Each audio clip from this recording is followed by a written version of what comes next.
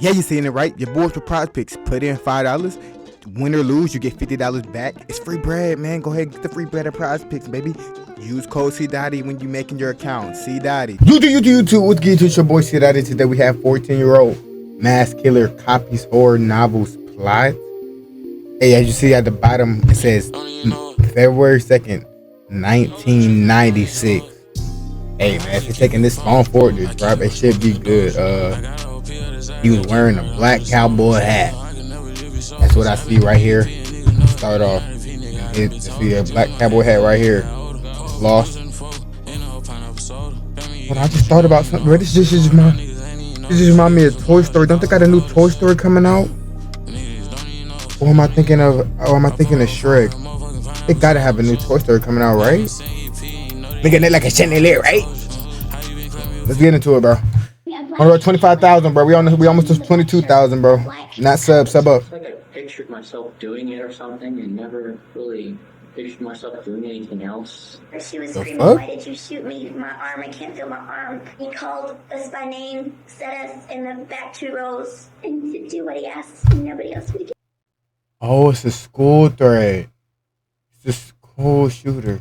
Shot. I was going to be the hostage and come over and I'm going to put the gun in your mouth. There was a guy in the first row, and he got up and was holding his chest and walked clear across the room and finally fell. In Moses Lake, Washington, on February 2nd, 1996, a 14-year-old student barged into his classroom full. He looked like, oh my gosh, why can't I think? Oh, he looked like somebody, man. Oh. Opening fire on his teacher and several students before holding his remaining classmates hostage. In the aftermath, the shooter's eerie resemblance to a fictional killer sparked a chilling question. Was this a calculated act of revenge or a twisted attempt to bring the fact that he's asking that, I guarantee you this nigga took his own life after he was done. Deadly fantasy to life? They never figure out why. He had any real reason of doing this besides just to do something. He kept saying this is a lot better than algebra. The following report is based on official police records. Lame. The footage has never been seen. It's just a lot better than algebra, isn't it? Afternoon of Weak February ass. 2nd, 1996. Detectives with the Moses Lake Police Department arrive at Frontier Junior High School, where a vicious attack played out just a few hours earlier. I don't know about y'all, bro, but when I was in school, bro, if I seen like a school threat type dude, try to be cool with him every now and then. Like you got a little sandwich you don't want, might throw them that sandwich, or get that nigga a dap, walk past him. Like, who knows, bro? Nigga might need it. You might stop the nigga from shooting up the shit one day, or you just being a good dude, man. Either way, it's a good thing, bro. This is Kyrus's algebra class. Frontier Junior High. I'm standing at the southwest corner of the building next to the cafeteria. I will be walking. God forbid one day this nigga get mad, somebody piss him off.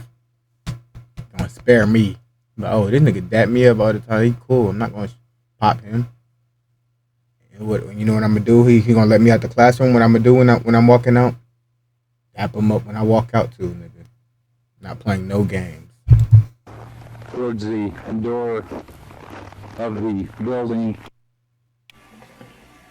the cafeteria area, and down the center hallway towards room 15. This is room number 15, the area where the incident took place. On the school camera, we see you dapping up the shooter. Hey, I was scared for my life. I just thanked him for letting me out. He had his fist out. Hey, I dapped it up, bro. That's simple. But get off my meat. Niggas just mad because I feel to survive. Should have been cool with the school shooter.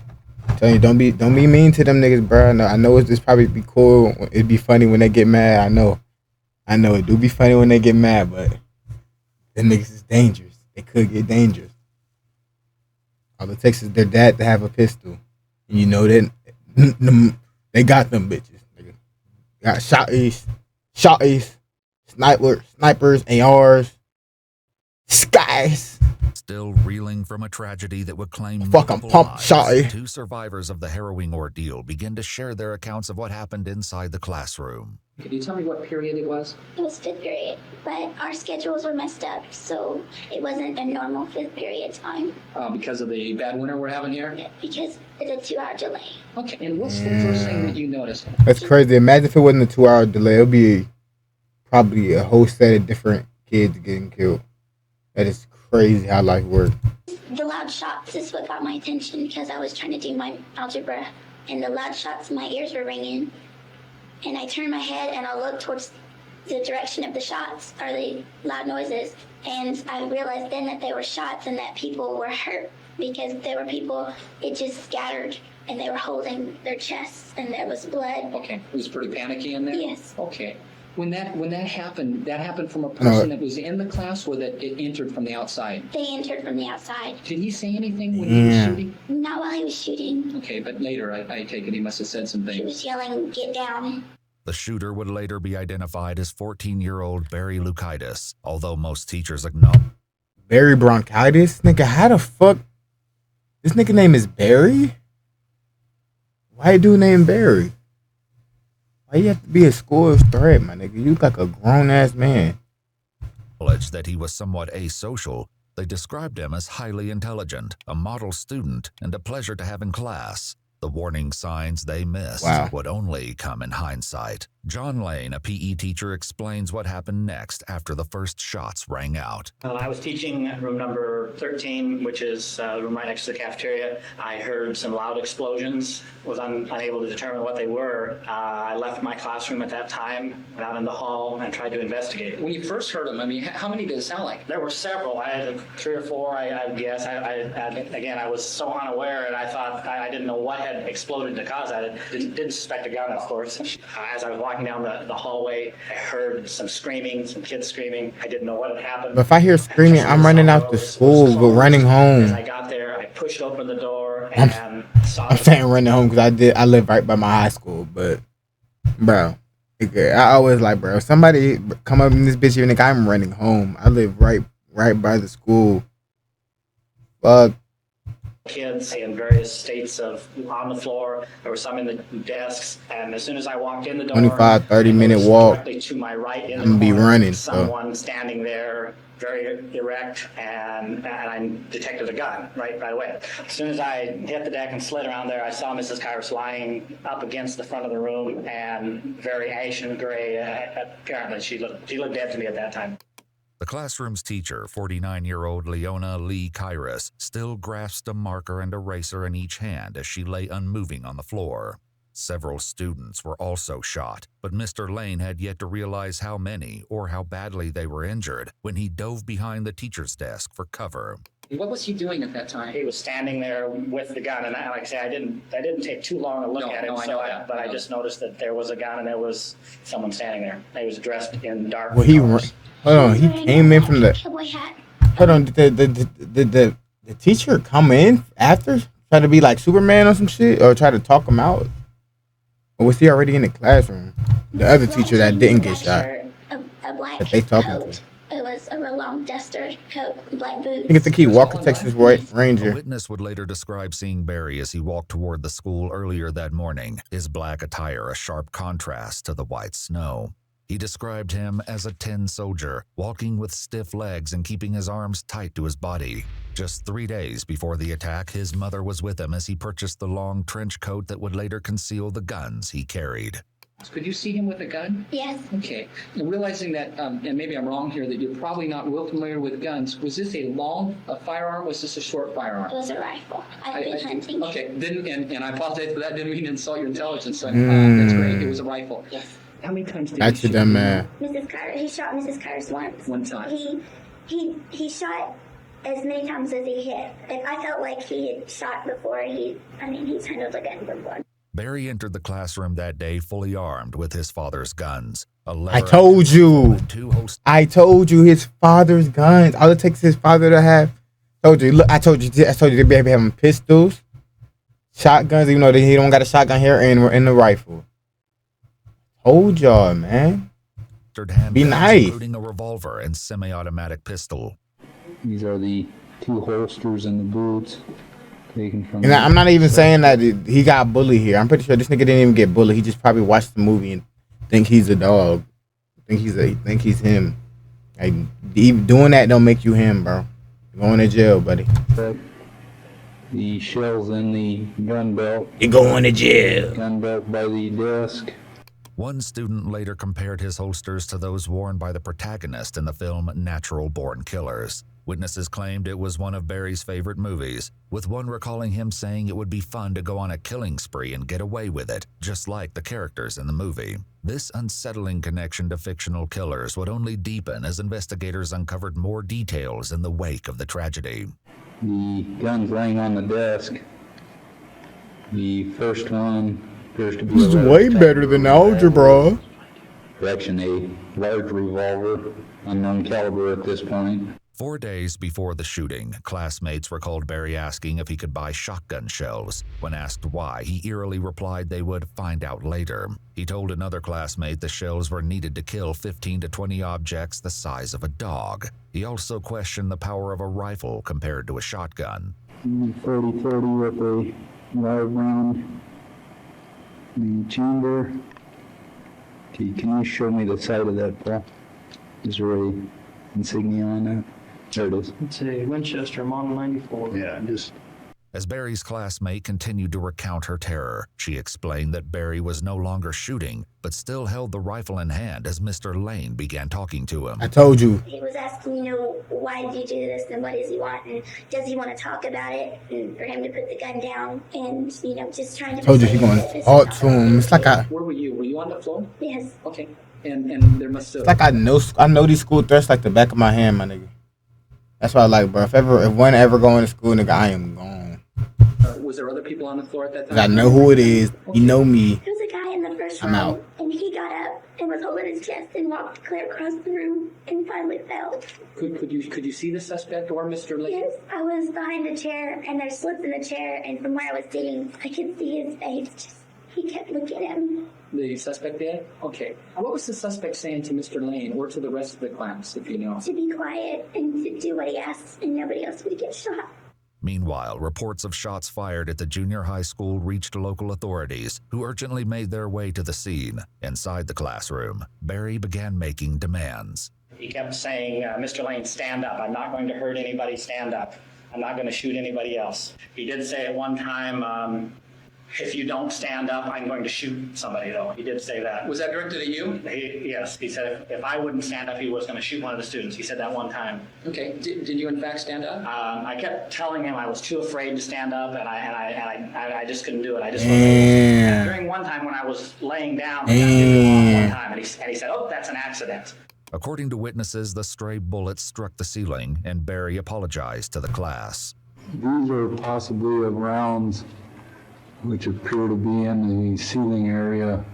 Teachers and students would recall a change in Barry in the months preceding the attack. He became more withdrawn, unfriendly, and had notable changes in his handwriting. One teacher said it seemed as though something was bothering him. Many of Barry's drawings and poems took on dark themes of murder and death. He began making alarming comments to people who would walk by, such as, "They don't deserve to live." Just 2 weeks before the shooting, a student overheard Barry say he would kill someone if they deserved it. Whether Barry deliberately chose his victims remained to be seen, but soon in the interrogation room, he would provide his own answer. Oh, so he didn't kill himself. For Okay. now, Mr. Lane continued I thought he his killed account of himself. what happened next. I finally felt that I had to stand up and make something In GTA. happen. And he kept reassuring me that he wasn't going to shoot anybody, and wasn't going to shoot me, and it wasn't going to hurt anybody. What did he want at that point? I didn't. He said several times that he was going to explain later on why he was there and why he did what he did, but he didn't explain why he had done what he had done. As soon as I got up, we tried to get him to lay the gun down. He wouldn't do that. And at that time, I tried to direct his attention and my attention to the kids that were injured and kind of surveying the scene. There was one student that was down, apparently dead. There was another student who kept saying that they were hurt. I'm going to pass out. I'm going to faint. The girl, she was hurt. She was screaming, "Why did you shoot me? My arm, I can't feel my arm." And she said, "Can I go? You let me go get an ambulance." And he let her go. And there was another girl. She had diabetes or something. She had some kind of illness. She let her go. As an officer finally arrived, he passed the shooting victim in the hallway, later identified as 13-year-old Natalie Hintz, telling her to run to the office where an ambulance would meet her. The girl who claimed to be struggling with diabetic issues came out next, and he urged her to get behind him. Mr. Kyrus, the school principal, attempted to enter his wife's classroom, but was stopped as the officer explained he would only endanger the lives of the students inside. The officer called for more backup as the hostage situation inside the Yeah, nigga, classroom just get out grew the more school. dire. What the fuck you trying to go to a different classroom And the for? reason I'm asking, John, is that the breezeway, there's an amount of blood that's outside the classroom. You helped the female with the hurt arm, and another person who apparently was not shot but had some diabetic problems was allowed to leave. Anybody else And came there was, outside? yeah, there's one other, and this was the student who, and I don't know who it was laying over in the far corner of the room away from Barry, having real difficulty breathing. The one that walked across the room, he was laying on the floor and he was breathing. I mean, he'd take a really deep breath like every minute or so. I mean, it was a pretty long between. He was like groaning and he was not responsive. So Mr. Lane helped get him out? Mr. Lane and two other students. And did Mr. Lane have to ask permission for that? Yes. And that permission was granted by the suspect? Not at first, no. Okay. They asked if they could get him out, and the suspect, Barry, he asked, how close to death was he? And they said, pretty close. And at first he said, just let him lay there and die. Mr. Lane kept persuading me, they kept saying, please let us get this child out. He needs help. And then he finally let him go. I went back there and he was laying in quite a pool of blood. I couldn't handle him by himself, so Barry let me take another student, try to help him. Still couldn't get out with another student, so we got a third student, and we were able to get that victim out of the classroom.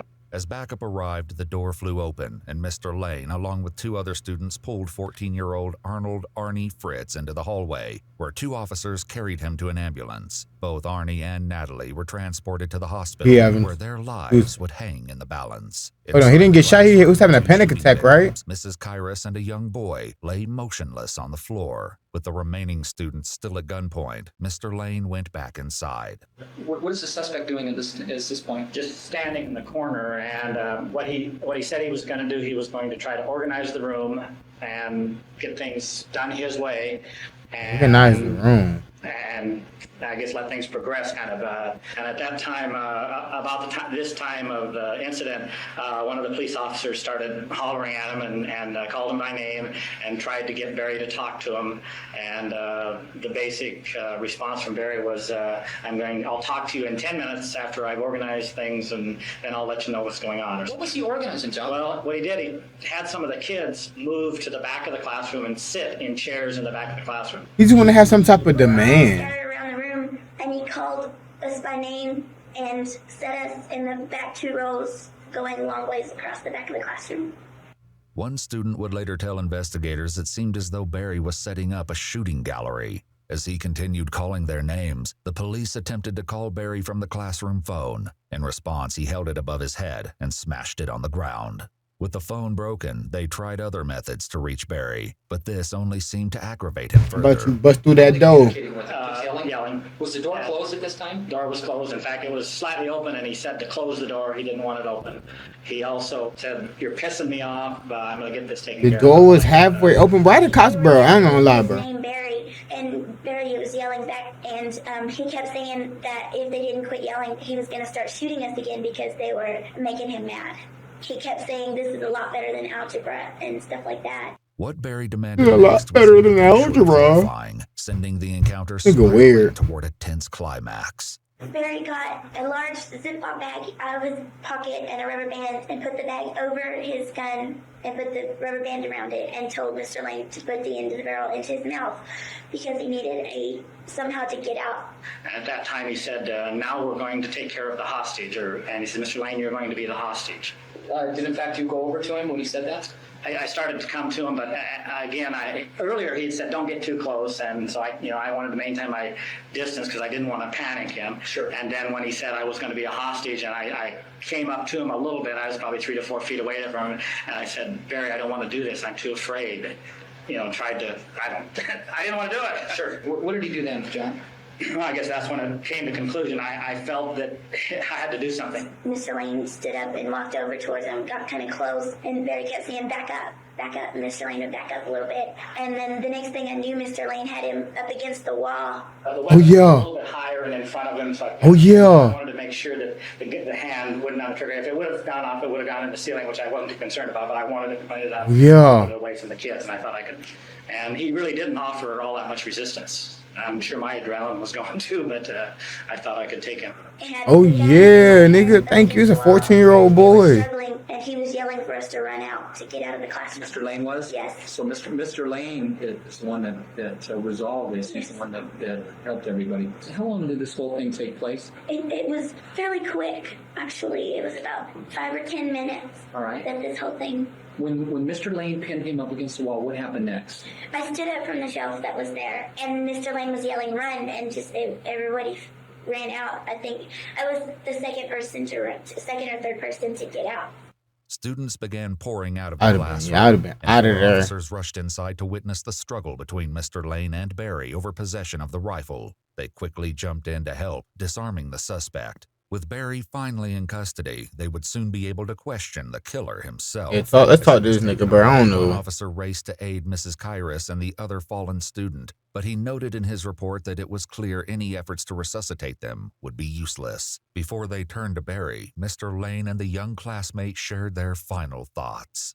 It didn't seem like he had any real reason of doing this besides just to do something. It was my impression that Barry is one of those kids that... For fun? The forgotten kid who was just a little strange, and quite frankly, it doesn't. I say you gotta be cool with every now and then, just dap them up. Shooting spread. Not saying you gotta be on FaceTime, call them and have their number. I'm just saying every now and then, just dap them up every now. Like, say what's up, nigga.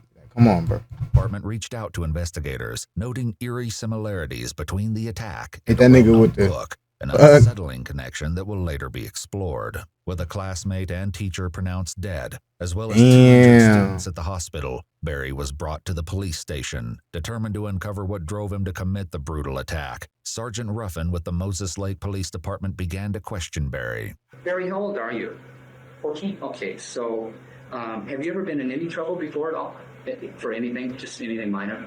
I got detention once when I was a Just minor stuff. Barry, I tell you what I'd like to do is that... Have my parents been notified? Barry, I don't know. I'm not sure who your parents are. Have you called them? No. Okay, maybe that's something we can do here in a minute. What Barry didn't know was that his mother entered the police station less than an hour before his interview began. Court documents argued Sergeant Ruffin knew full well Barry's mother was in a waiting room as he continued to question Barry without an adult present. What I want to do, Barry, is that I need for you to explain yourself, because if you don't, you're not going to get another chance to explain yourself. Once I leave today, don't tell me he gonna get off for that. Explain what I did. Don't tell me he gonna get off for that. I don't give a fuck. He's 14. Oh, why? Yeah, but to do that, I need to get the paperwork done, okay? And that's why we got to sit down for a couple minutes and just do paperwork, okay? Is that okay with you? How long does it take? Not very long at all. Would I be able to have anybody else here besides a lawyer?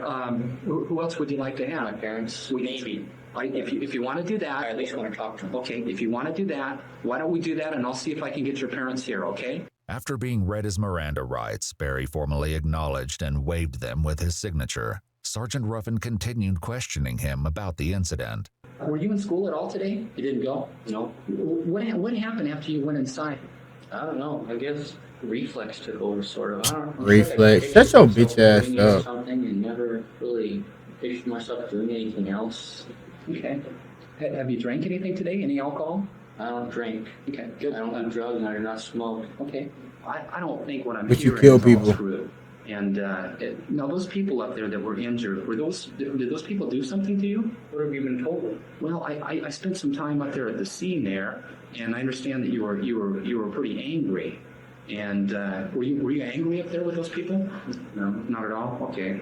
Did you know any of those people? Nigga said no. No, I knew who they were. You didn't. I mean, not personally, right? Okay. One of them, but which person did you know up there, Barry? First one I shot.